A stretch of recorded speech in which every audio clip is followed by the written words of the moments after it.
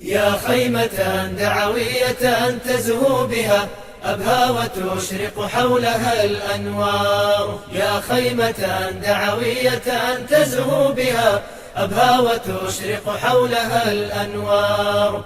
يا أيها الشادي ترنم برهة قم حي أبهى فالأفاضل زار.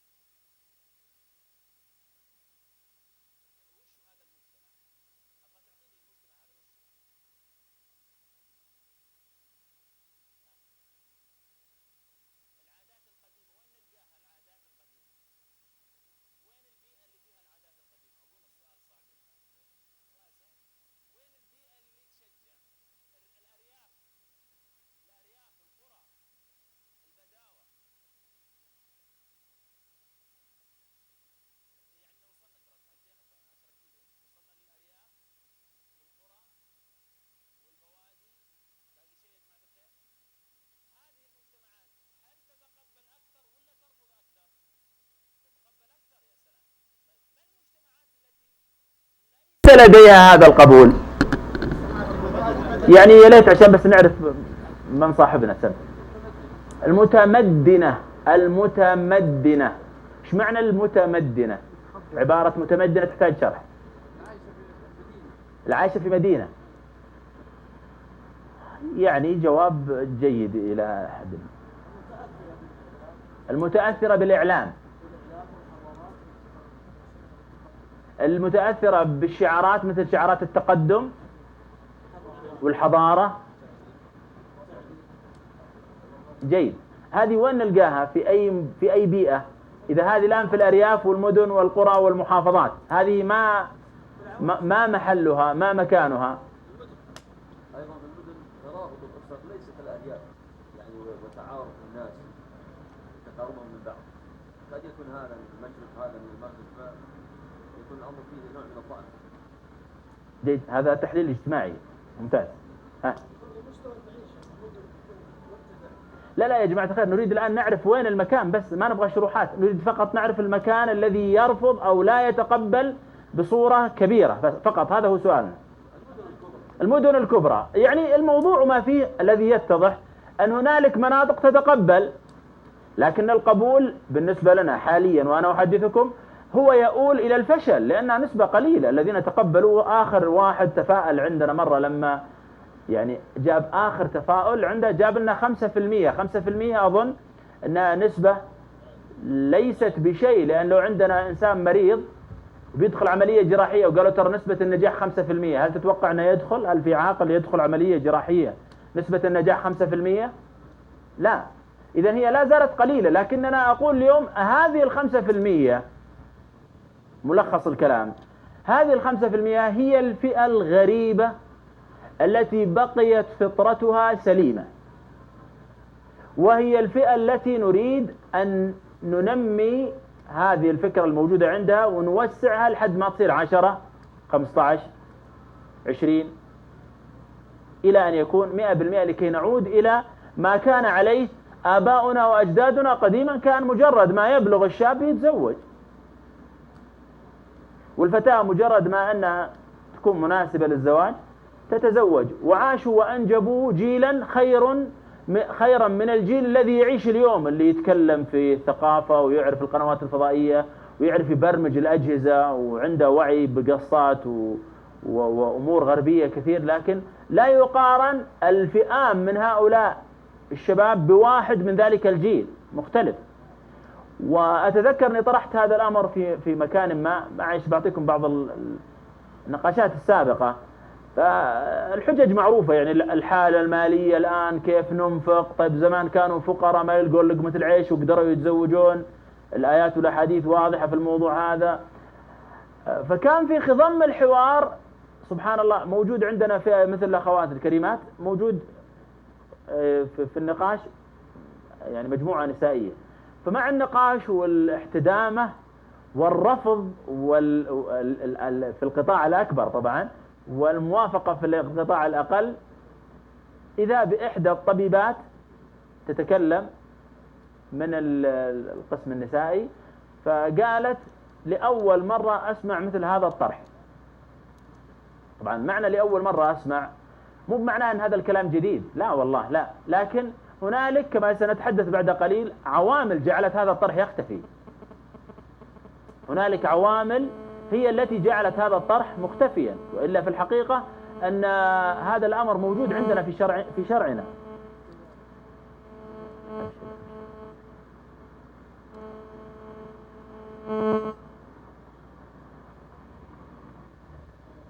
جعلت هذا الأمر لا يتحدث فيه.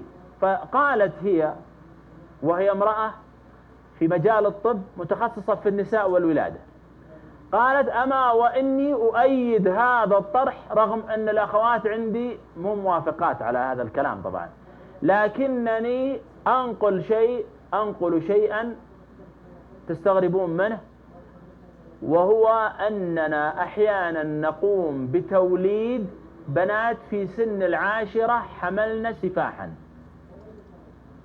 في هذا البلد. تقول مهما رأيت الأخوات يتحدثن برحمة وشفقة على البنت، كيف تتزوج في المتوسط؟ يعني لسه صغيرة مسكينة، كيف تتحمل الحياة؟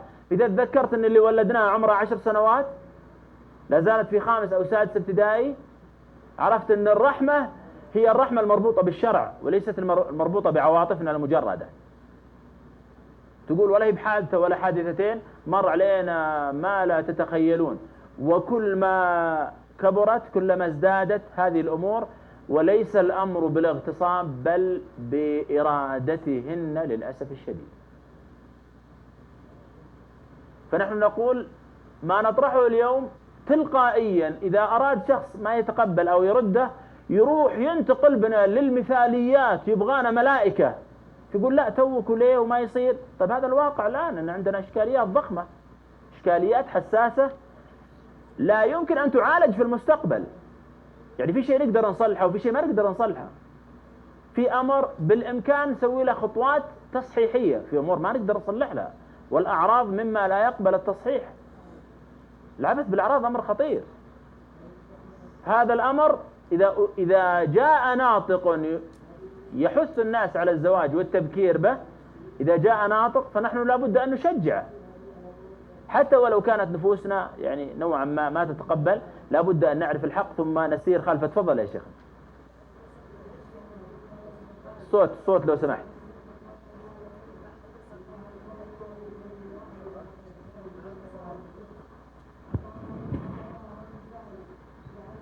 بعض الأسر أو البيوت تهيئ بناتهم للزواج لأنها تقدر تعيش في بيت، وبعض البنات حتى لو عمرها 20 24 غير مهيئة لتكوين أسرة أو بيت جديد. وش السبب في رأيك يا شيخنا؟ الدراسة والتفرغ للدراسة. وأنا أتكلم عن الجيل الأول اللي قلت إنها المهيئ، هذا تجدها في القرى وفي الأرياف وفي البادية. هذا غالبا تجد الأسر ما تهيئ بناتهم لهذا. هو السبب في عدم التهيئة. أن الآن نسأل لماذا بعض الأسر تهيئ وعشرات أضعاف هذه الأسرة لا تهيئ؟ ما الذي جعل هذه تهيئ وهذه لا تهيئ؟ الأرياف أو البادية يكون التعليم عندهم فكرة التعليم ضحل، فلذلك أنها تهيئ هذا الشيء غير التعليم للزواج أو لبناء البيت. هذا ضحل يسمى بوجهة نظرك؟ هذا ما أدري أنا ممكن. لا أنا بنحاسبك أنت. أسلوب في التعبير. لا هو إن شاء الله نبغى نصحح معك الموضوع. هل هذا التصرف في تهيئة المرأة للزواج يعتبر من الضحالة في التفكير؟ هل يعتبر هذا تفكيرا ضحلا أن إذا البيت بدأ يهيئ الفتاة للزواج هل هذا تفكير ضحل؟ ممكن في البادية يكون تفكيرهم يعني نسبة بسيطة في التعليم أنها تعلم وأنها تكون دكتورة أو مدرسة، هذا يمكن شيء يعني شبه مستحيل عندهم أن يفكر فيه، لأن بعض المدارس اللي عنده ابتدائي وإلى الآن ما وصلها متوسط، أو إلى الآن ما وصلها ثانوي. يعني وبعضهم وصل للجامعة ومهيئينها للزواج. أنا أتكلم عن المجتمع اللي يعيش فيه. أنا أتكلم عن المجتمع اللي يعيش فيه، وكل إنسان يتكلم عن المجتمع اللي هو عايش فيه. إن معك ترى مجتمعنا واحد، لكن أنا أحدثك أيضا عن المجتمع اللي يختلف، والأرياف والمناطق أبها، المناطق الثانية اللي فيها تهامش يمين ويسار، يعني المجتمع غير المجتمع المدني اللي هنا. طيب عموما هي نقطة جميلة أنت ذكرتها، وهي أن من انتظر سفرا تأهب له، ومن انتظر ضيفا تأهب له. دائما نحن نتأهب في حالة الاستعداد لأمر ما، نتأهب طبيعي. الإنسان متى يبدأ يستعد للأمر؟ إذا دنا موعده. نحن في قضية الزواج لم نهيئ بناتنا أو نتأخر في تهيئة البنات. لماذا؟ لأن العقلية عندنا تركبت وتهندست على أساس أن الزواج ليس بقريب، الزواج ليس أمرا قريبا، وبناء عليه فإننا نؤخر، نؤجل، نسوف. هذا التأخير والتأجيل هو راجع لأننا فعلا نتصور أن الزواج ليس بقريب، الزواج باقي عليه، نستعجل. لماذا؟ وهنا الإشكالية. تفضل.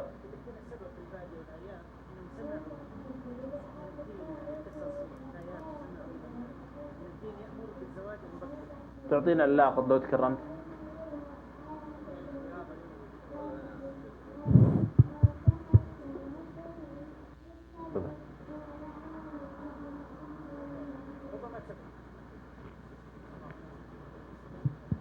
ربما تعود الأمر يا شيخ البادية والأرياف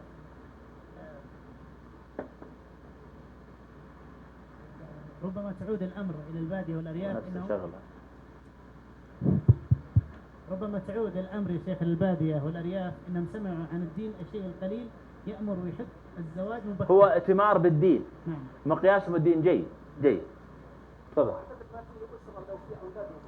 ممتاز. انك لازم تهيئ نفسك انه يكون عندك مشروع انك تضع بنتك يعني زوجة صالحة للمستقبل. هذه اعتقد من المشاريع اللي لابد تكون. هذا كلام في غاية الجودة، ونحن معه 100% وليس 99. 100%. كلامنا الآن ما الخطوات، ما الاستعداد لدينا؟ هل نحن فعلا مستعدون اليوم؟ فعلا نحن على استعداد وأهبة أن نجري هذا الأمر، ولا لا بد أن نضع اعتبارات قبل ذلك؟ لكن بما أننا جالسين في مكان مثل هذا المكان الذي يحوي نخبة من الأخوة الكرام، فإننا فعلا نبدع في قضية الكلام الحديث. مشاريعنا فقط مشاريع خيالية، لكن إذا وقفنا على المحك وجدنا هنالك من يقدم خطوة ويرجع خطوة، وربما يرجع 10 خطوات. نحن نريد الآن فعلا إذا آمنا بهذا الأمر فلا بد من إجراء خطوات تصحيحية. أن الأسرة ليست أمرا من أمور الحياة، كلا، وإنما هي أمر من أهم الأمور في الحياة. والعجيب أنك لما ترى الإعلام للأسف الشديد تجد أن يولي أمور كثير في منتهى السخف والتفاهة وبدون قيمة مطلقا، يعني ما لها أي قيمة، يوليها اهتمام ضخم. بل أحيانا بعض الأمور هي أمور مفسدة ويوليها الإعلام الأهمية الضخمة الكبرى، فنجد أننا ننساق خلفها. وهذه الدوامة جعلتنا نرى الضخم جدا كما قلت سابقا هو أمر صغير، ونرى الأمر الصغير هو أمر ضخم. يعني أعطيكم على سبيل المثال، في نشرة الأخبار لابد أن يوضع عندنا النشرة الجوية، في كل الأخبار نشرة جوية، ثم تطور الموضوع صارت شاشة ضخمة جدا، ثم يبدأ يكلمك عن اتجاه الريح وين رايحة، الشمس وين، السحاب وين، المطر وين. وش يهمنا هذا الأمر فيه؟ هل نحن نجد أننا في حاجة ماسة يوميا نتابع الموضوع هذا؟ ثم جاءنا أمر أسوأ من ذلك، وهي أمور الكرة، وأصبح عندنا جزء رئيس داخل نشرة الأخبار الكرة، ولا أحد مستنكر، ما أحد قال يا جماعة الخير يعني هذا جنون، كل يوم كرة كرة كرة كرة. ايش سالفة الكرة هذه؟ والله لأننا بنلعب، وأنا أظن الموجودون يعني أظن الموجودين هنا بصفة عامة لا أغلب فيهم ما يلعب كورة ولا اللي هناك، لكن مع الضرب وكثرة التكرار بدينا نعتني بالموضوع، بدينا نتابع. طيب هذا وش يشكل لي في الحياة؟ لا شيء. طيب وظيفتي اللي أنا أروح لها من الصباح إلى ما بعد الظهر ألا تشكل لي في خريطة يومي مساحة ضخمة جدا؟ طيب ليش ما ألقاها داخل نشرة الأخبار؟ لا أجدها، لأنها عندي مهمة لكن أصبحت غير مهمة لأني لا أجدها في وسائل الإعلام. الأسرة أنا أجي أجلس في بيتي من الصباح إلى الصباح 24 ساعة، وحياتي لأجل أولادي، وأنا عند الله عز وجل مستأمن على هذه الأسرة. أجي أتابع ما أجد في الأخبار أي شيء يعنى بالأسرة ولا يهم الموضوع في الأسرة. لكن تبغى أعمال شغب موجودة في دولة أوروبية بيتابع لك الموضوع. طيب صار في شغب ولا اشتعلوا في نار ولا صار عندهم، أنا وش يهمني الموضوع هذا؟ طيب عندي أشياء هنا أهم، أنا عندي أمور في حياتي أهم، عندي أمور في بلدي أهم. وأسوأ من ذلك صرنا نتابع حتى الخيول وسباق الخيول. هذا الأمر يبدأ يدخل لك أمور كأن الجو عندك ما يتسع لأي مساحة إلا أنه يبحث عن أي مساحة وتدخل إقحاما، فتضيق على أمور مهمة نبدأ ما عاد نشوفها. صارت هذه الأمور تأتي تزاحم، ما عاد بقى لنا من الأسرة إلا ما يدور في ذهن إحدى الليبراليات أو العلمانيات، تكتب مسلسلا مكون من 21 حلقة أو 21 جريمة إن شئت أن تسميها، وتبدأ مجموعة من المفسدين في الأرض يمثلون هذا المسلسل، ثم يوزع في داخل القنوات ويبدأ ينشر.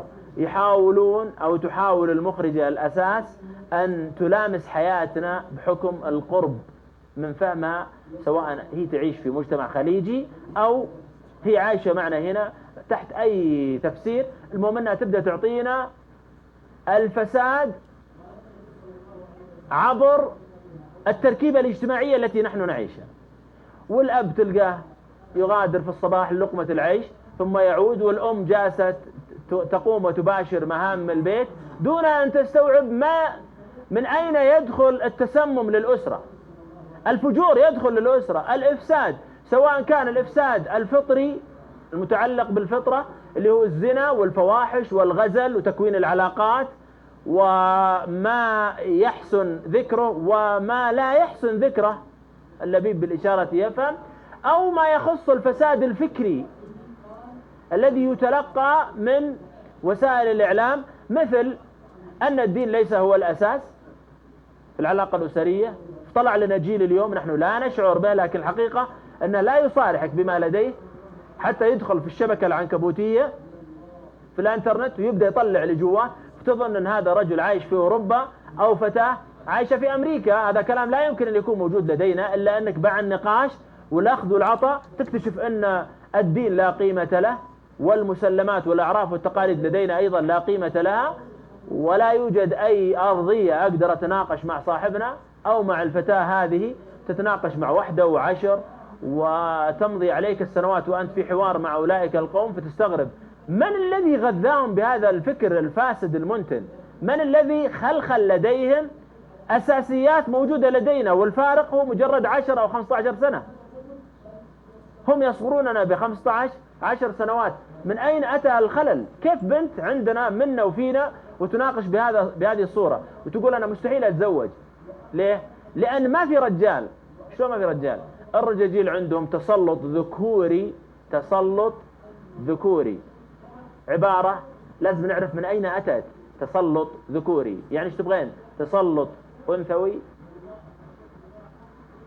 قالت إيه، لأن المرأة قادرة، المرأة تستطيع، المرأة إذا ما فرضت راية والمرأة يا بنت الناس أنت وين دارسة؟ لا شيء، دارسة عند مسلسلات خليجية تجي بالليل بعد الأخبار يوميا، استمرت معها 5 سنوات 6 سنوات، وهذه الفتاة فقط مجرد دمية تفغر فمها عند الشاشة لكي تستقبل الغث والسمين، ثم رأت أنها قادرة على أنها تناقش. هي امرأة صاحبة فكر ليست إمعة، في حين أنها خير مثال للإمعة.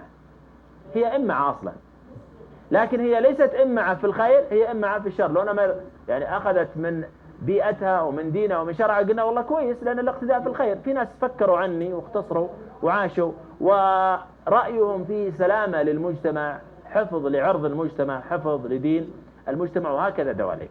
أنا أريد أن أنقلكم أيضا نقلة غير ذلك إلى بعض المفاسد، بعض الأشياء التي بدأت عندنا يتقبلها الأخيار، يتقبلها الفضلاء. ربما لأن المتلقي اللي جالس برا الشاشة، الشخص اللي جالس في بيته، لا نعيبه في شيء، ومع ذلك يتقبل هذه الأفكار بقبول حسن، يتقبلها بقبول حسن. ما السبب يا ترى؟ قد يكون أحد الأسباب أن المتحدث داخل المربع الشاشة قد يكون من الأخيار، وقد يكون من الناس الفضلاء، وقد يكون من الناس العقلاء، لكنه مخدوع. هذا العاقل الذي يتحدث من خلف الشاشة مخدوع، فهو مجتهد غير مصيب، هو متحدث يريد الخير لكنه إلى الشر أقرب، هو يريد أن يصلح لكنه من المفسدين في الأرض، هو لا يريد الإفساد لكنه انخدع، فجاء يحدثنا ومتحمس وعنده حلقة وحلقتين وبرنامج وبرنامجين وأشغلنا بذا الموضوع، وهو جالس يفسد في الأرض وهو يظن أنه من المصلحين. الذي يقوله للناس ويتقبله الناس مجموعة من الأمور، هي أمور كثير، لكنني أنا سأطرح فقط بعض النقاط كلها في فلك الغرب. إذا أردنا أن نعرف من أين أتت، ما سببها، كيف وصلت إلينا، وجدنا أنها جاءتنا من بلاد الغرب. هذه الأمور إنما أتت إلينا، وفدت إلينا وفودا جاءتنا من بلاد الغرب. سنعرض بعض الأمور.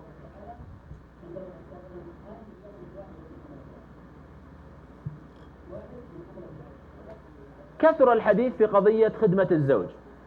كان في البداية أمرا لا يؤبه له، كل النساء يخدمن أزواجهن، فبدأ يطرح، ثم بدأ يخرج لنا أناس لهم لحى يتحدثون بقال الله قال رسوله، ثم يقولون الفقهاء، فبدأ الموضوع يأخذ منحى خطير.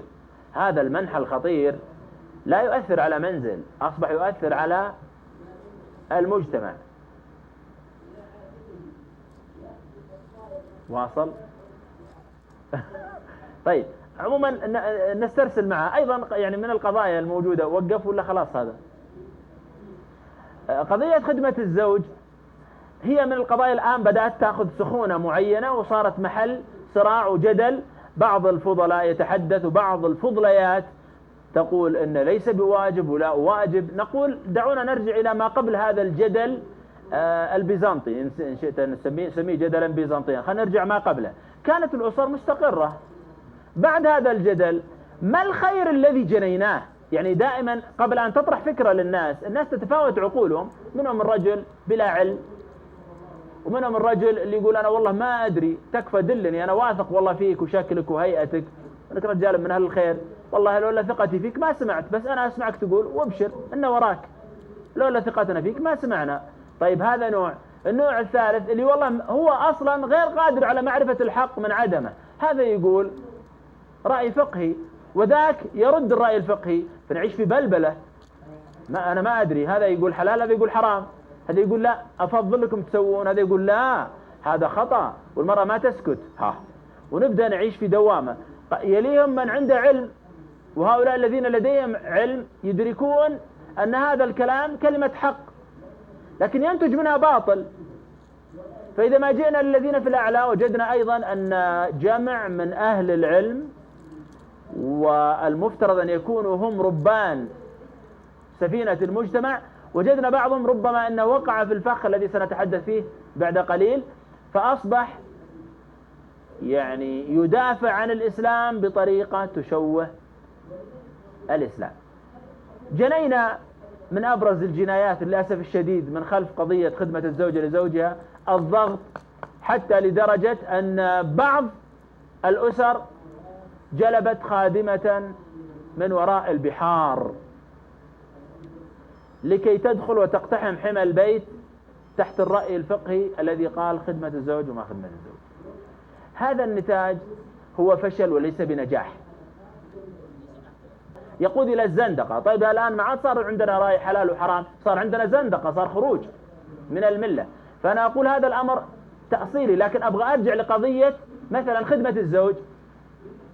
يعني لو جينا نتكلم من الأخير، يعني إذا هو هذا كلام وأنتم راضين به، إذا نفتح مجال، وأنا آسف أنا أقصد يعني من باب الرد، افتحوا مجال للمسيار وخلها تقعد عندها لا ولا تخدم، وشوف لك أنت الموضوع كذا خلها عندها لا. إحنا نقدر ندخل في مهازل، هذه المهازل تهدم الأسر، ولذلك الواجب أننا نحدث الناس على الأفضل والأحسن والأكمل. فنقول كن أيها الرجل في معاملتك لزوجتك في أكمل ما يتعامل الرجل مع زوجته، والمرأة كوني في أكمل ما تتعامل المرأة مع زوجها. ليه؟ لأن الرابط بينكما ليس رابطا دنيويا.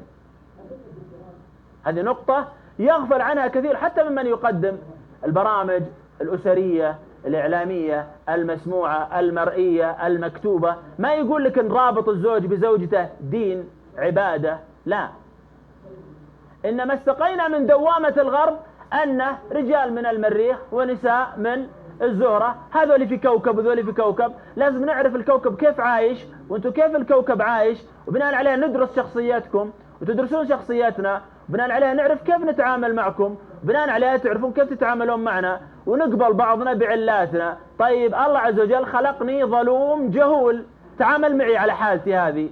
قل لا، في خصال موجودة داخل الرجل لابد أن يعدلها، وفي خصال موجودة فطرية داخل المرأة لابد أن تعدلها. الجنون الغربي ليس تلمودا لنا وليس دستورا حتى نحن نأخذ منه.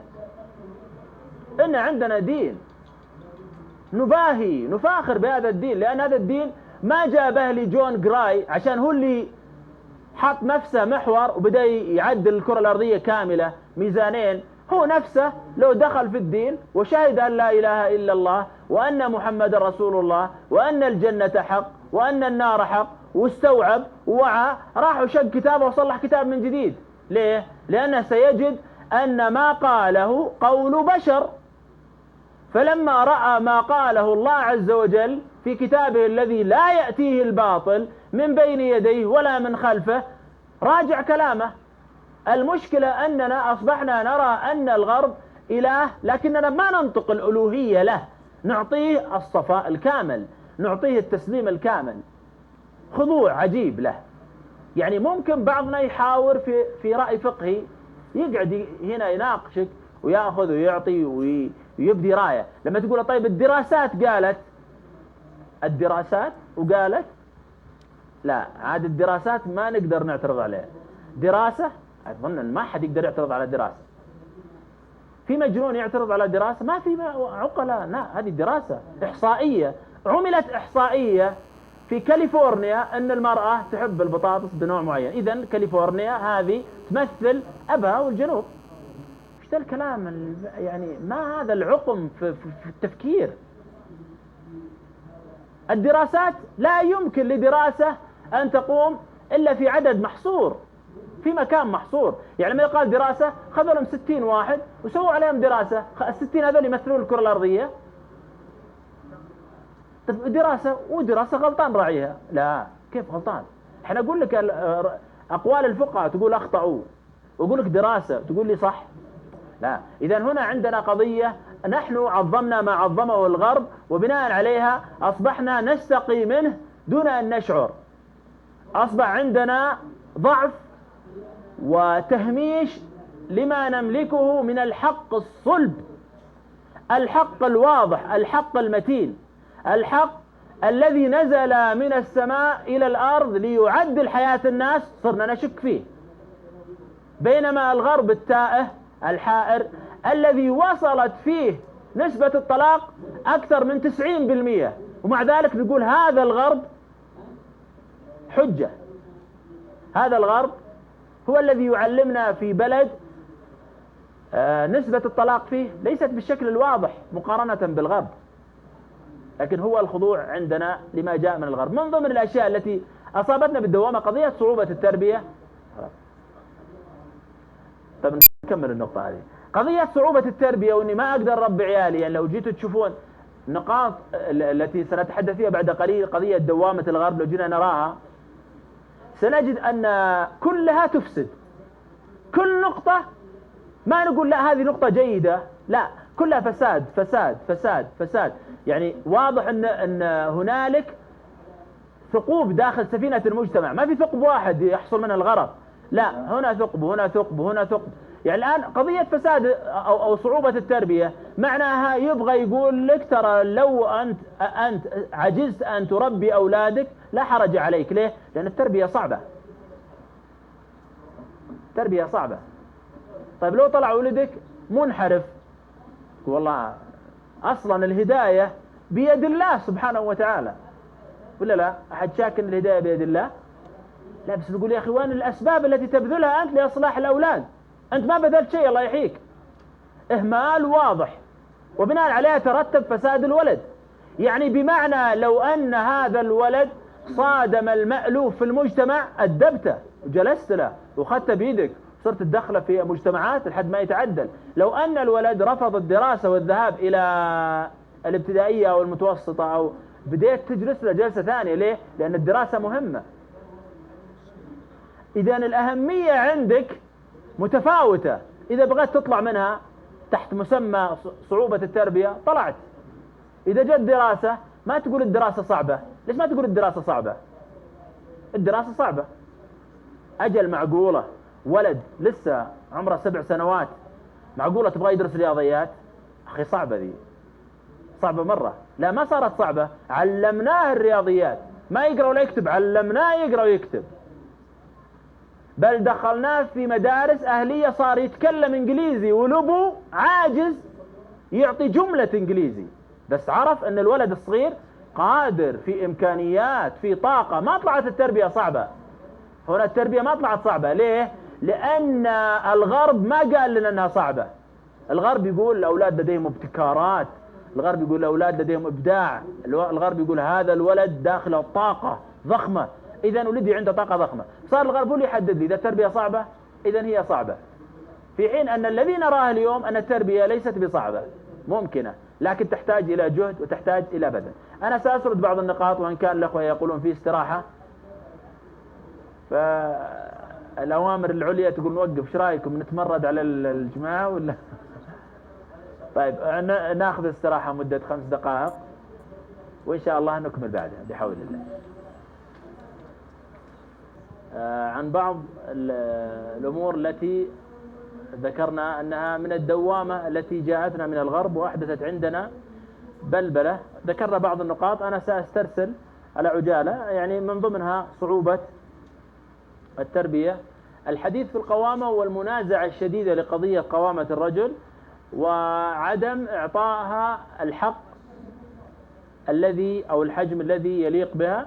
وربما أنها تكون عندنا في هذه المنطقة لم تتعرض لهجمات شرسة واضحة، وإن كان يوجد هنالك الإخلال والإرباك لها، لكنها إذا ما وسعنا الدائرة سنجد أن هنالك حرب شرسة وعنيفة على قضية القوامة، كما سيأتي بعد قليل لإيضاح أيضا جانب من جوانب الهجوم على قوامة الزوج. الحرب على التعدد وتناول الحرب على التعدد أصبح يتناوله أكثر من جهة، حتى وجدنا أن بعض الجهات الخيرة الصالحة المنتمية إلى الدين تهاجم التعدد، وأصبح اسم أنك يعني تبغى تتحدث في التعدد ضروري أنك تحط احتياطات واحترازات.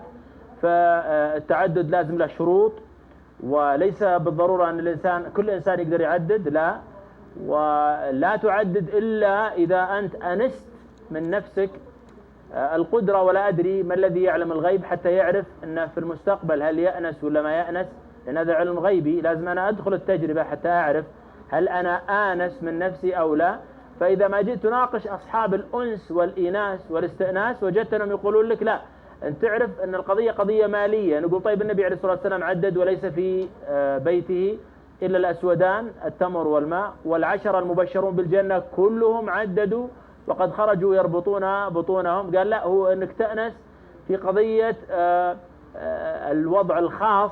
قلنا الوضع الخاص هذا أمر يدرك وما إلى ذلك. فتجد أن هنالك عوائق وعراقيل لقضية التعدد. المهم من التعدد لا يكون. طيب من الأخير، طيب ليش ما نقلب العملية بالعكس؟ يعني نقول الآن الإحصائية الرسمية التي صدرت في هذا البلد قبل ما يقرب 10 سنوات وزيادة، عدد العانسات داخل المجتمع وصل إلى 1,000,000، قرابة 1,000,000 امرأة تجاوز عمرها 35. 35 تجاوز عمرها 35. في انفلونزا الطيور صار هنالك إبادة ويعني جهات كثيرة تكاثفت من أجل 4 ماتوا داخل هذا البلد. 4 قالوا نعم، لأن الأرواح ليست رخيصة، الأرواح غالية، تستحق أن نبيد كل الدجاج وكل البط كل الحمام كل الطيور الموجودة ما دام في سلامة للناس. طيب ماشي، عرض 1,000,000 امرأة لا يستحق الحديث وفتح المجال لحل هذه المشكلة؟ لماذا يتحدث العلماني الفاجر في عمود في جرائدنا ويقول أفضل حل للتعدد هو إزالة الوحشة بين الرجال والنساء حتى يأنسوا ببعضهم، والمجتمع يعيش حالة من الخرس والصمت المطبق الذي لا يتحدث فيه لا العاقل ولا غير العاقل، صامتون. فإذا ما تحدث أحد بالتعدد هوجم من فوق رأسه ومن تحت قدميه وعن يمينه وعن شماله وأمامه وخلفه هجوم شرس، ما تدري اللي هاجمك منه، هو النساء ولا الرجال، هو الجهات ولا أفراد، هو برامج ولا، فصار التعدد جريمة لكن ما نطقت جريمة. الجيل اللي بعدنا سيقول عنها أنها جريمة، لكن نحن الآن في مجتمعنا لا ننطقها. لكن قد يأتي يوم من الأيام في برنامج عرض في قنواتنا الرسمية لمسلسل أن رجل تزوج على زوجته بالحلال زواج يرتضيه الله عز وجل، فتأتي امرأته فتقيم مناسبة تجمع أهلها وأهله في مناسبة، هذه موجودة عرضت عندنا. فلما اجتمع الحفل وتم الشمل واكتملت البهجة، جاءت الزوجة إلى والد زوجها وقالت شفت ولدك وش صلح؟ قال لها سلامات. قالت ولدك خانني.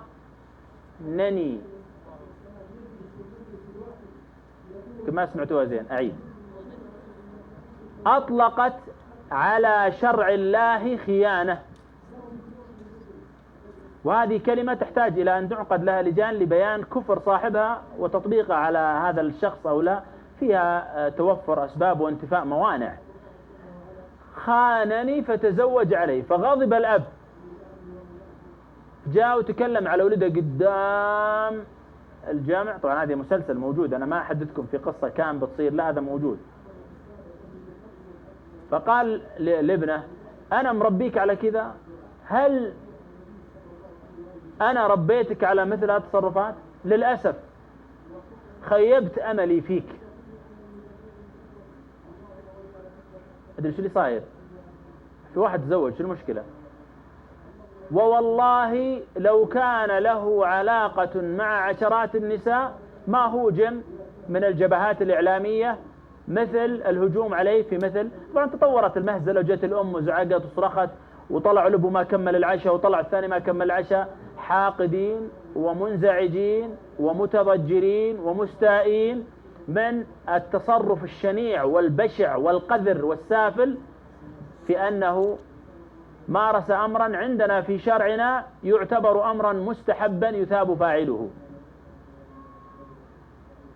حتى نعرف التزييف وين بيوصل، فتجد بعض النساء لدينا قبول لأن هذا يوافق غير شيطانية موجودة لديها، فلما يوافقها ربما أنها ما تنساق، لكن مسلسل واثنين وعشرة وعشرين فتبدأ النفوس كأنما تؤزها الشياطين إلى هذا الأمر، فيبدأ فعلا يكون قضية التعدد مصيبة وكارثة وبائقة، وربما أن مد تسونامي أخف وأرفق من أن امرأة يتزوج عليها زوجها، في خطورة عجيبة. يعني موضوع ما يحمل هذا الأمر. من ضمن الأشياء التي جاءتنا من دوامة الغرب قضية العنف الأسري، وهذا المصطلح اللذيذ الجميل الذي تشعر كأنك تلتهم شيئا لأنك تتلذذ وتتطعم به، مصطلح العنف الأسري. الجميع يرفض العنف الأسري، لكن وش معنى العنف الأسري المطروح؟ هل هو أن رجل يأخذ سلاسل من حديد ثم يربط زوجته في سارية من سواري البيت ثم يبدأ يجلدها، أم أنه يضع سياخ الحديد على الجمر ثم يبدأ يكويها؟ هل هذا هو المقصود؟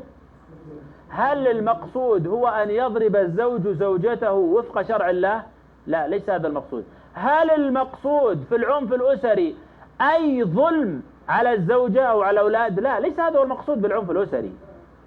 العنف الأسري مصطلح جاءنا معلبا جاهزا من وسائل الإعلام. وسائل الإعلام استقته من المنظمات الدولية على رأسها الأمم المتحدة، هي التي تحدد هذا العنوان، لكننا انزلقنا معه كما سيأتي نبدأ بعد قليل إن تيسر الوقت أو نضعه في يوم الغد.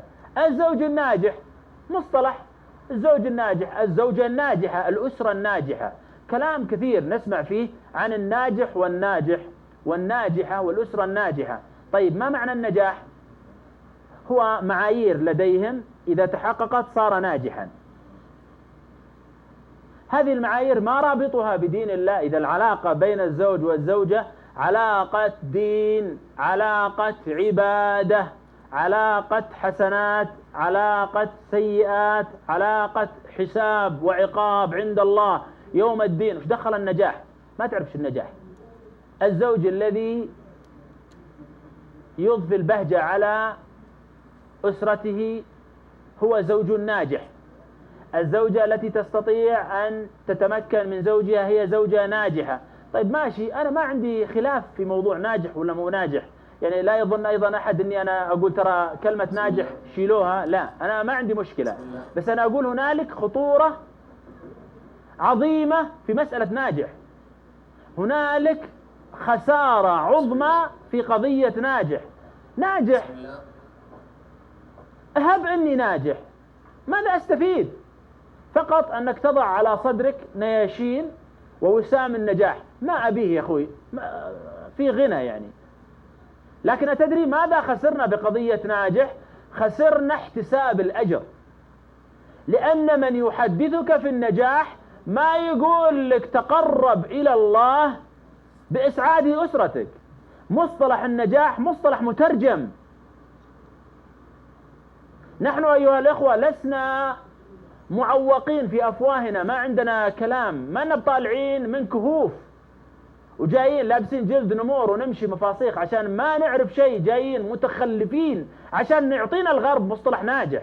إن عندنا لغة أثرى من الغرب في مفرداتها الأساسية عشرات الأضعاف، فوقفت على ناجح أخذ من هناك. ما أحتاج ناجح، ابحث عن مصطلح يوافق ديني، يوافق الشرع. وش الزوج الناجح؟ ولذلك يجرؤون حتى في إطلاقها على النبي عليه الصلاة والسلام أو على أمهات المؤمنين في قصة من القصص يقول لك الزوج الناجح. يا رجل ما تؤخذ الأمور بمصطلحات نجي نترجم ونطبق. لا، ديننا أعظم وأسمى وأرقى وأشرف من أن تطبق على هذه المصطلحات. فلذلك خسرنا قضية احتساب الأجر. صار الواحد يفكر عشان ناجح.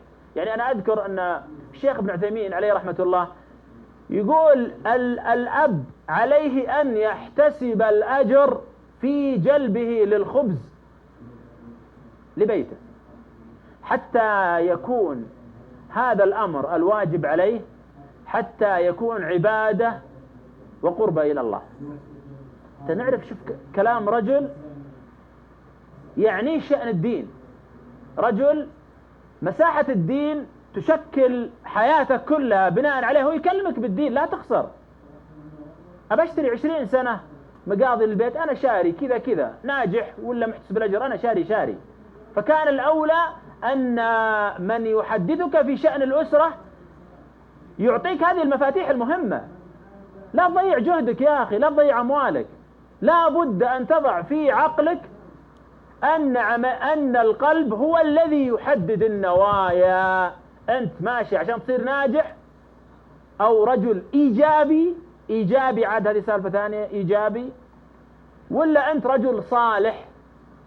هذا هو المصطلح الشرعي، رجل صالح تحتسب الأجر في بيتك، أولادك، بنياتك، حتى ما يضعه الرجل في امرأته يكون له أجر. متى؟ إذا احتسب الأجر وإذا كان ناجح احتسب الأجر. أنا أعلم أن يدور في أفئدة البعض كلام يقول ما في مانع، خل الناجح مع محتسب الأجر، أقول اخلطهم ما عندي مشكلة، بس ترى اللي بيوديك لرضا الله ليس النجاح إنما الإحساد. يقول إيه أنا فاهم، هو النجاح أن تحتسب الأجر. أقول هذا مصطلح يخصك ممتاز جدا، إذا أحد بيطبقه بهالطريقة أمر يرجع له. أنا أتكلم في أمور مطروحة الآن في الإعلام، مطروحة في دورات تدريبية، مطروحة في قنوات. نحن نتحدث في مصطلح شائع، ما نبقى قاعدين اليوم نستنبط ونستخرج شيء، لا لا، هذا أمر جرى به القدر، انتشر الآن، هو يجري الآن وينتشر انتشار النار في الهشيم. نحن لا نتحدث عن تصحيح هذا الأمر، لا، نحن نتحدث في ظاهرة موجودة حاليا، نحن نتحدث في أناس يرغبون في الخير لكنهم يخسرون ويخسرون الأسرة في هذا الأمر. من الدوامة التي أيضا سببت لنا البلبلة الأعمال الإيجابية، أنت إيجابي قم بعمل إيجابي، فكر تفكير إيجابي، ودخلنا في إيجابي في أمر الرابط بين الزوج وزوجته ليس دنيويا، الرابط أخروي، الرابط الزوجان في الأرض والرابط في السماء، ترتبط السماء في الأرض بعلاقة عظيمة بين رجل وامرأة ليس رابطها الأجساد، إنما رابطها الأنفس. وإذا النفوس زوجت، قضية النفوس هي الأصل وهي الفرع وهي الكل، هي أمور شرعية ليست أمور نحن الذين نتحكم في إطلاق المصطلحات فيها. من الأشياء التي جاءتنا أيضا من الدوامة التي جاءتنا من الغرب قضية الغيرة، والغيرة لها وجهان، وجه محمود ووجه مذموم. أن يغار الرجل على محارمه هذا وجه محمود، أن تغار المرأة على زوجها فهنا في مجمله معنى مذموم ليس بمحمود. طبعا عندنا قصص كثير ما بين عائشة غارت أمكم والنبي عليه الصلاة والسلام يعدل لها فلم يقرها وأمرها بصحفة جديدة. وعندما قالت أمنا عائشة رضي الله عنها وأرضاها كلاما في خديجة رضي الله عنها من غيرتها غضب النبي عليه الصلاة والسلام، تقول عائشة رضي الله عنها فغدا وراح علي بها شهرا، غدا وراح علي بها شهرا، حتى إن عائشة تقول وهي تدعو الله عز وجل لئن أذهبت غضب نبيك عني لا أعود لمثلها. إذا ما وقعت فيه هو غيرة ليست غيرة محمودة، لكن الجبلة البشرية الموجودة عند أمنا رضي الله عنها مع صغر سنها 9 سنوات وقعت في خطأ تابت منه وغفر الله لها هذا الأمر، يعطينا درس في أن لا نقع في الخطأ. وليس بالضرورة أن نقول والله الغيرة موجودة وجب قصص كثير من الغيرة بناء عليها إذن مارسوا هذه الغيرة بأبشع صورة، مو صحيح. تبعت خديجة النبي عليه الصلاة والسلام في يوم من الأيام لأنه صلى عندها وكانت نائمة، فأمره جبريل أن يذهب ليدعو ويستغفر لمن في البقيع، فأخذ النبي عليه الصلاة والسلام نفسه وذهب إلى مقام، قامت ما وجدت فتبعت النبي عليه الصلاة والسلام، فتبعت حتى رأت النبي عليه الصلاة والسلام في منظر مهيب يكتسي بالجلال وهو يدعو الله عز وجل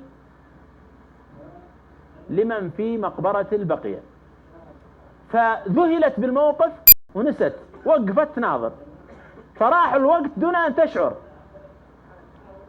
عائشة أنا أقول عائشة.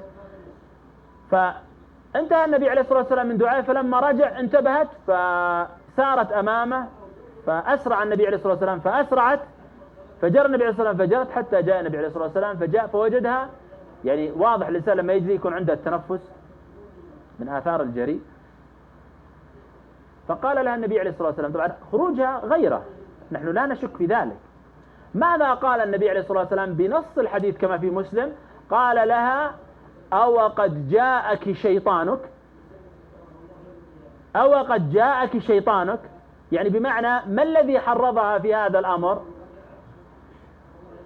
فسألت النبي عليه الصلاة والسلام وأنت يا رسول الله أليس لك شيطان؟ قال بلى، إلا أن الله عز وجل أعانني عليه فأسلم. وهذا من ذكائها ومن فطنتها أنها تقبلت الأمر ثم تابت منه ثم حورت الحديث لما هو نافع. اليوم قضية الغيرة عند المرأة في حدود الطبيعة الموجودة الفطرية أمر تكبح وتقاومه، لا حرج في ذلك. نحن نتحدث عن إعطاء الضوء الأخضر بأبشع أشكاله، كما نجد في بعض البرامج الإسلامية المتأسلمة للأسف الشديد يعطون الغيرة المرأة، وزي ما أنت عارف المرأة وغيرتها، وزي ما أنت عارف هذا يأجج وهذا يجيب الحطب، واثنينهم جالسين في برنامج ويقول زي ما أنت عارف والمرأة كما تعرفون وكما هو معلوم. طيب لماذا لا يوجه حال المرأة إلى أن تترك هذا الأمر؟ وخصوصا إذا كانت هذه الغيرة تقودها إلى ما حرم الله عز وجل.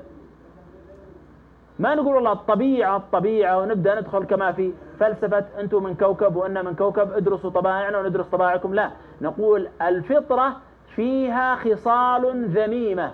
الفطرة كما يقول شيخ الإسلام ابن تيمية، فطرة الإنسان يوجد فيها خصال نقص، يحرص الإنسان أنه يشذب ويهذب ويجملها، لأن الإنسان من طبيعته أنه إذا مسه الشر كان جزوعا وإذا مسه الخير كان منوعا. نقول له أجل خلك على حالك ما دام هذه طبيعتك؟ لا، نقول عدل حتى لو كان طبيعتك، ولا لا؟ وهكذا لو تتبعت المصحف ستجد أن طباع الإنسان فيها نقص في جملة منها تحتاج إلى تعديل دون المسايرة والمجاراة. مصطلح الشراكة الأسرية هو أحد الحراب التي تطعن في ظهر القوامة. مصطلح الشراكة الأسرية، أنت شريك وشريك الأسري، ودائما يحرص الشريكان وتتكرر قضية الشراكة، في حين أن الزواج ليس بشراكة. الزواج مهام ومناصب، في ولي وفي رعية. الرجل راع في بيته ومسؤول عن رعيته، والمرأة ما قال شريكة، المرأة راعية في بيت زوجها ومسؤولة عن رعيته، بمعنى هي في السلسلة وصلة بين الرجل وبين الأولاد، فهي مسؤولة على من تحتها، مرعية لمن فوقها. ولذلك جاء نص القرآن واضحا جليا بوصف الرجل بأنه السيد، هو سيد على المرأة. من يذكرني بالآية؟ لا، أبغى ترفع يدك عشان نعرف بس من الله. وألف يا سيدها لدى الباب. طيب هو كافر وهي كافرة، ما له علاقة الكفر، هذه علاقة زوجية يحدد نمط العلاقة فيها الله عز وجل سواء عند المسلمين وعند غيرهم، فأطلق عليه وألف يا سيدها لدى الباب. وقالت امرأة العزيز سماها امرأته، هو سيدها وهي امرأته. وعموما مصطلح الشراكة الأسرية لم يكن موجودا قبل تدخل المنظمات اليهودية، هذه معلومة بعيدا عن الأسرة، لم يكن موجودا قبل تدخل المنظمات الأسرية في المنظمات اليهودية في شأن الأسرة. بمعنى هذا المصطلح مصطلح يهودي المنشأ والدلالة. مصطلح شريك هو مصطلح جاء مع الاتفاقيات الدولية، ليس موجودا فيما قبل، بمعنى أنه مصطلح ناتج جديد. قضية تحديد النسل يعني قد لا يكون متضحا لدينا اليوم بشكل واضح، لكنه يعني بدأت روائحه نشتمها لمن يدقق.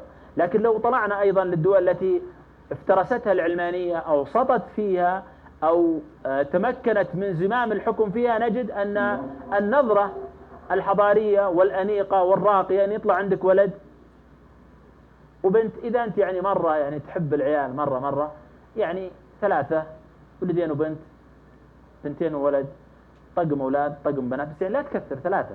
ليه؟ لأن المتخلف هو اللي مع 7. الإنسان اللي بغير متحضر تلقى مع 12 ما بتوديهم 12. طلع تحديد النسل مطلب ومظهر راقي، مظهر حضاري. من اللي حدده؟ الإعلام، وخلفه اليهود. تسرب لنا قليلا قليلا، ليس في ليلة وضحاها، إنما جاء عبر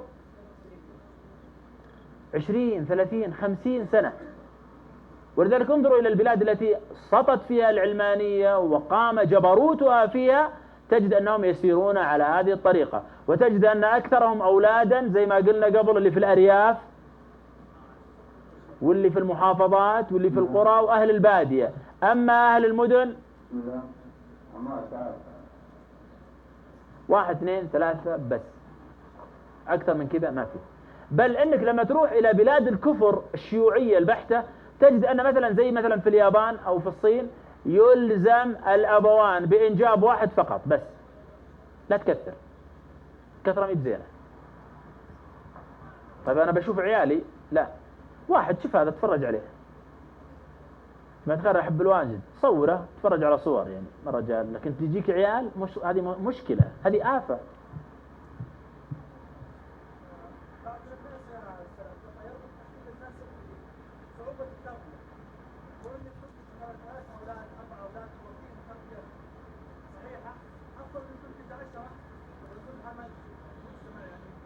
ممتاز، يعني تجيب واحد وتربي تربية زينة أحسن من 2 ومهابيل، صح؟ إذا ما صار لها ضابط، 2 هم عاجبهم الرقم 2 ما عندهم في مشكلة. بعد كونك تجد أنت ومرتك بالحالكم بدون أحد أفضل من تنجب واحد مجرم، صح؟ طيب وش الضابط يعني؟ المدرس إذا ما يصلح يدخل على 25 طالب لأنه مو بكفو. معقول 25 بربيهم وبعلمهم بوجههم؟ ما أقدر 25. لا أجي أبشرك فصولنا وصلت 45. لا 45 كيف تدرسهم 45؟ إذا العملية خطأ، وأنت قاعد تعيش حلم كاذب لازم تصحى منه. إذا ليش تودي عيالك المدرسة؟ الموضوع ما فيه، اللي يبغى يبعد عن حجة. نحن مشكلتنا أننا لا نهاجم المرض، نحن نبرر المرض. ولا أي واحد ينتج الأول، والذي ربما أنه اهتم بأولاده يدرك هذا الأمر. إذا كان الأول في أولادك سواء كان ذكرا أو أنثى تعبت فيه، سهل عليك تربية اللي بعده، ما تتعب معه مثل ما تعبك في الأول. فإذا ما كان الأول والثاني تربيتهم عالية وبذلت معهم الجهد وكان فيه يعني جهد واضح في إصلاحهم وتربيتهم وتنشئتهم، فإن الثالث يندمج مع المجموعة. طب لما يطلعون 5 ما أنت مربي السادس، لأن أصلا بيندمج في المجموعة خلاص معهم. فتكون الأسرة أصلا محضن وتنشئة يطلع فيها الولد يتلقى من الأسرة أمورا لا يحتاج إلى المجتمع فيها. لكننا نبحث عن مثل هذه الأمور، يعني ننجرف مع. تفضل شيخنا. الأول والآخر هو ضبط عندنا الأمر الشرعي، تزاوجوا وتكاثروا فإن نبين لكم من يوم القيامة. ممتاز أن نجي. وردت لنا الحكم أو لم تبدو لنا أو العلم. يا سلام عليك، ممتاز جدا. هذا الكلام هو اللي كنا بنختم به، بس قبل أن نختم به وكلامه جميل، أنا أقول الذي يبحث عن الحجج ما يجيب لك شرع، لازم يروح للعقل، فإننا نرد عليه بالعقل. أما من ناحية الشرع فإن الشرع ينص نص واضح الذي قاله هو الله عز وجل بأن الأولاد هبة، بمعنى عندك 3 يكون مقدار الهبة من الله 3. إذا عندك 30 فقد وهبك الله 30. وين الآية في القرآن؟ يهب لمن يشاء إناثا ويهب لمن يشاء الذكور. سماها هبة للمرأة وللرجل، لأن هذه أيضا من المفاهيم الخطأ التي أيضا نحتاج أن نمر عليها، أن البنت ما يفرح بها، الولد يفرح بها.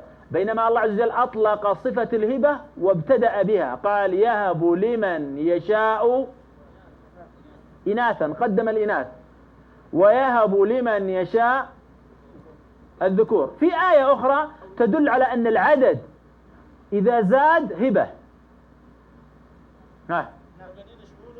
لا بني شهود هذه ما فيها لفظ هبة. ها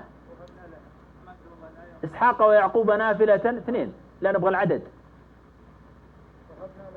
ووهبنا له أهله ومثلهم معهم رحمة منا وذكرى لأولي الألباب. سماهم هبة ومثلهم معهم. طب هو عنده عدد 7 أو كذا، إذا حديث ذكر كم وهب الله عز وجل أيوب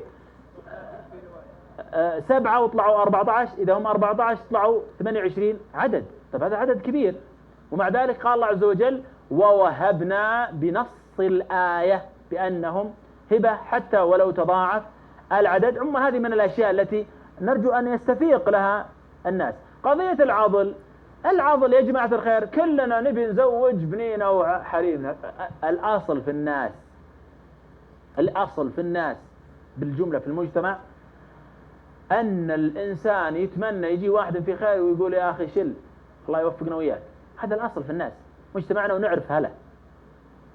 فلماذا تثار قضية العضل وبرنامج وبرنامجين و3 و6، وفي الجرائد يكتبون يجيبون لك قصة واحدة حاصلة في آخر الخرخير ولا في تبوك ولا في محل على الحدود، قصة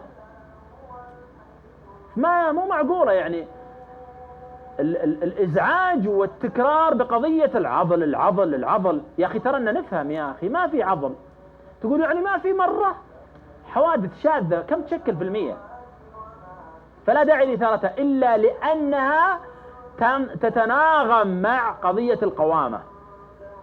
أن الآباء وبعض الآباء وإلا بعض الآباء وجابوا مداخلة في برنامج وامرأة كلمت وواحد كلم. الله يا أخي نقول كل مجتمع فيه مشاكله، لكن القضية ما النسبة الأكبر وما النسبة الأقل. ليش ما سولفتوا طيب ما دام أن عضل رافض تزوجها لماذا لم تكثفوا الجهد في التزويج؟ طيب إذا أنت صادق لا تحارب الأبو، افزع مع البنت. اللي عضلوا كم والعوانس كم. من ضمن الأشياء التي تدخل في الدوامة القرار في المنزل، قرار المرأة في المنزل.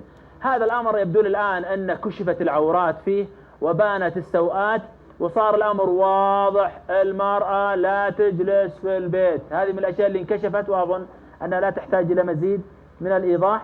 الولاية، طبعا الولاية المقصود بها فانكحوهن بإذن أهلهن الأب وغيره، وسيكون لها تفصيل وسيكون لنا فقرة مع الاتفاقيات الدولية على قضية الولاية بالذات وما الذي سيجري فيها. حقوق الزوج طبعا أظن أن بعض الأزواج لا يعرف حقه، فكيف يعرف حق زوجته؟ وبعض الزوجات لا تعرف حقوق الزوج ولا تعرف ما لها وما عليها. الطلاق والمنظر الغريب فيه، فتارة يستبشع حتى تصير المطلقة مجرمة لا تستحق الزواج، وتارة يصبح الطلاق مستحيل لا يمكن، كيف تطلق وش تسوي بالأولاد.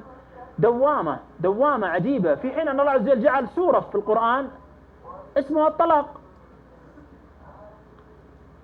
سورة كاملة اسمها الطلاق. ومع ذلك هذه السورة ليست هي الموضع الوحيد الذي يتحدث عن الطلاق.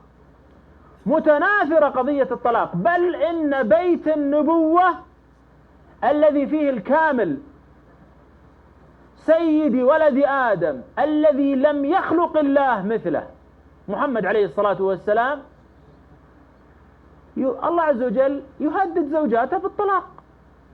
يعني مو بعيب قضية الطلاق، يعني مستبشع بطريقة. الله عز وجل يقول عسى ربه إن طلقكن، يعني ترى التطليق لن يكون من محمد عليه الصلاة والسلام، سيكون من رب محمد. عسى ربه إن طلقكن، وهذا أمر لا يقول عاقل أن فيه منقصة لأمهات المؤمنين عليهن السلام رضي الله عنهن، أبدا.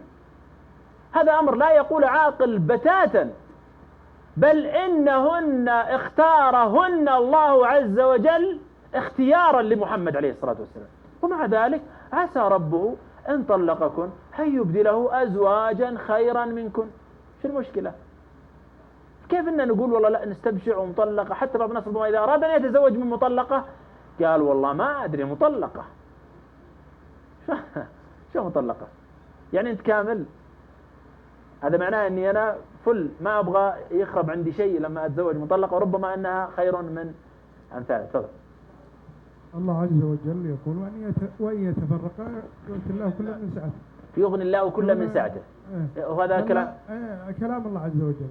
ربما يكون في خير للزوجين، لأنها لو استمرت الحياة الزوجية حصل ما لا يحمد عقبه.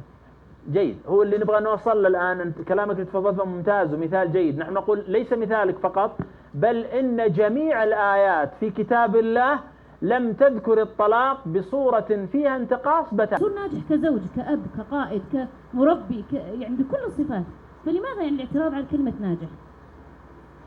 النقطة ما قبل الأخيرة، الإيجابية، يعني بالعكس معنى الإيجابية أنا يعني يعجبني جدا، ونقول الرسائل الإيجابية، الإنسان الإيجابي، الشخص الإيجابي.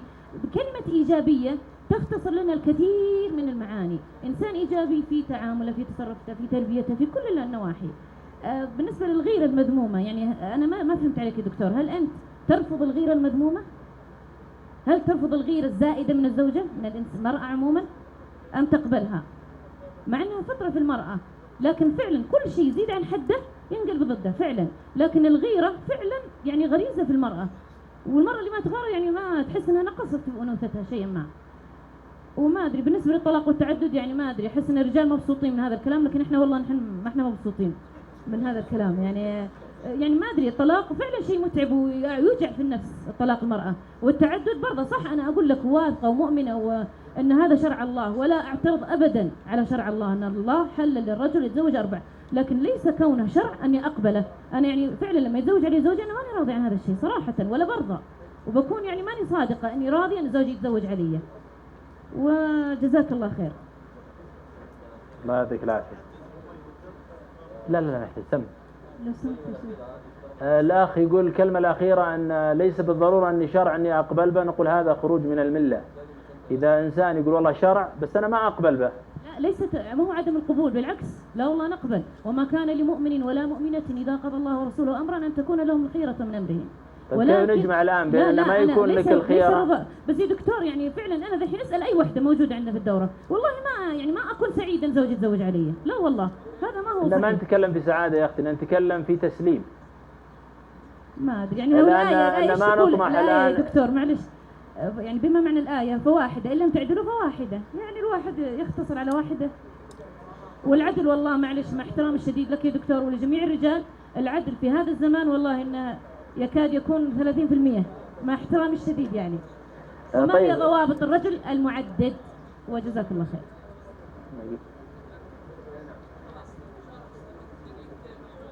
طيب عموما هي أثارت نقاط كثيرة، جوابها كان في الكلام اللي ذكرناه سابقا. وقضية الأولى اللي هي قضية التربية، نحن لا نريد أن نجعل أولادنا نسخ طبق الأصل، لأن هذا من فساد التربية وفشلها. تقول والله كل واحدة شخصيته، ممتاز، خلي كل واحدة شخصيته.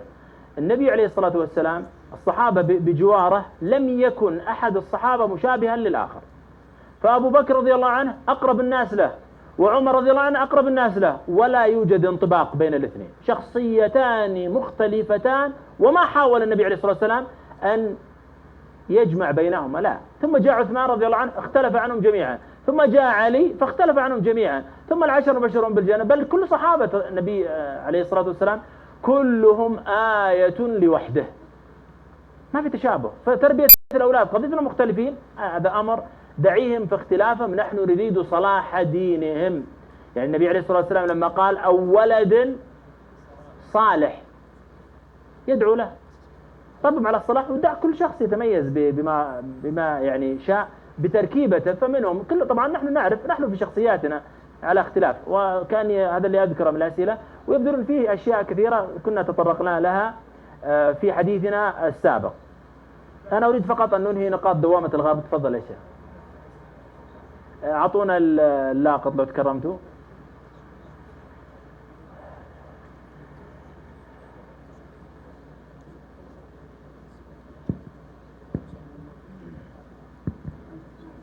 الحمد لله.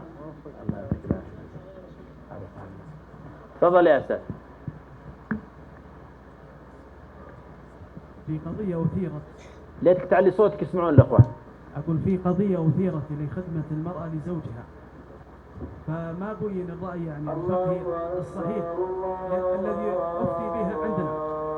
فيرى الشيخ ابن عثيمين رحمة الله عليه بأنه لا يجوز للمرأة الامتناع عن زوجها في الخدمة، وحتى الجمهور الذين يرون بعدم الوجوب قالوا بأنه الأولى لها أن تخدم زوجها بما جرت به العادة. فحتى الذين يرون بعدم الوجود. فهذه يعني نقطة أحببت أن أنبه عليها وشكرا لك. سمحت يا شيخ عندنا مشاركة بسيطة. أشهد أن لا إله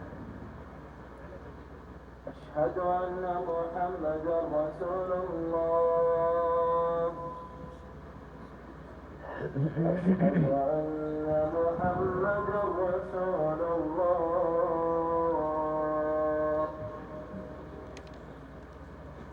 حي على الصلاة. حي على الصلاة.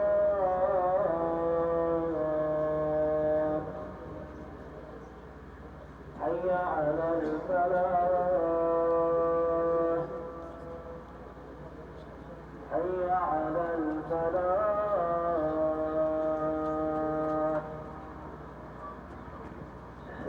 الله أكبر الله أكبر. لا إله إلا الله.